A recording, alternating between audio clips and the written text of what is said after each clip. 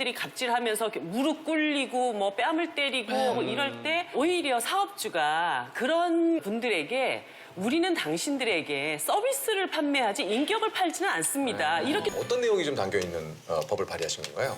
손님에 의해서 폭언, 폭행, 뭐 이런 스트레스를 받았을 경우에는 손님으로부터 우리 직원을 격리 조치를 시키고 이분에게 휴가를 보장을 해주고 정신적 치료를 받을 수 있도록 해주는 야, 이거 데미지. 이런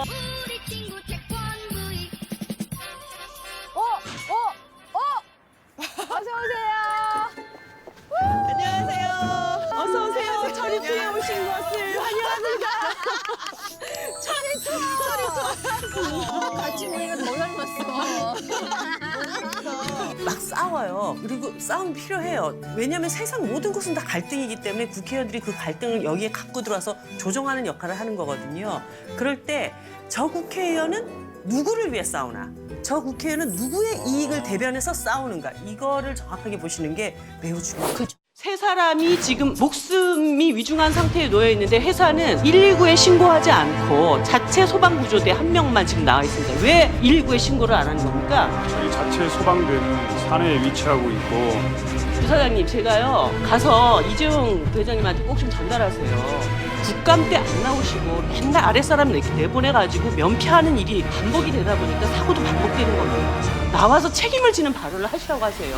아셨어요? 정권에 열심히 반대하고 세력을 모아 집권한다는 것이 헛된 꿈이 되었다는 사실을 야당만 모릅니다. 원칙 없는 보이콧의 시민들은 자유한국당 패싱으로 응답할 뿐입니다. 지지율 50%면 다음 선거에서 석권할 수 있다는 집권 여당의 환상도 마찬가지입니다. 우리가 국회의 담장 안에 거대한 기득권의 요새를 차리고 정권이 바뀐 것만 알지 세상이 바뀐 줄 모르고 있습니다. 결국 시민들이 마지막으로 겨냥하는 것은 정치가 될 것입니다. 강원랜드 신입사원 채용 때 최종 합격자 518명 전원이 취업 청탁 대상자였다는 것이 확인이 되었습니다. 사상 최악의 취업난에 시달리는 청년들의 가슴에 대못을 박은 일입니다. 산자의 국감에서 자유한국당의 한 의원님께서 이 문제를 밝히자라고 하는 동료 의원께 이런 얘기를 했습니다. 이 문제를 들춰내는 것은 동료 의원들 간의 도리가 아니다.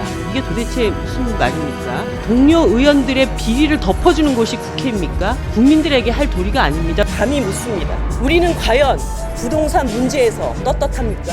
국민의 3.4%만이 강남에 살지만 국회의원의 24.6%가 강남에 집을 갖고 있습니다. 누가 뭐래도 이 자리에 있는 장관, 국회의원들 다수가 국민의 눈으로는 부동산 기득권의 일원입니다. 이런 상황에서 국민이 정책 결정권자의 주장을 신뢰할 수 있겠습니까? 자발적 1주택을 실천해서 우리 안의 기득권부터 해체해야 합니다.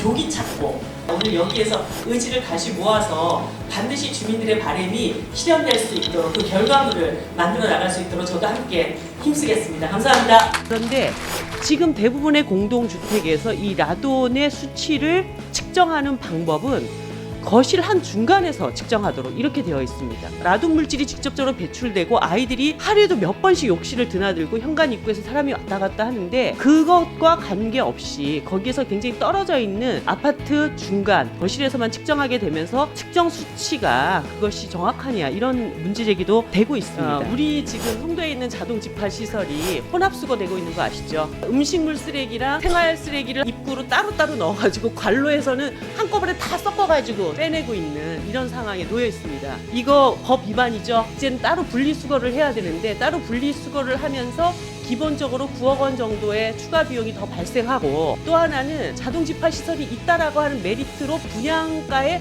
일정하게 값을 지불하고 들어온 송도 주민들한테 막대한 재산상의 피해를 입힌 겁니다.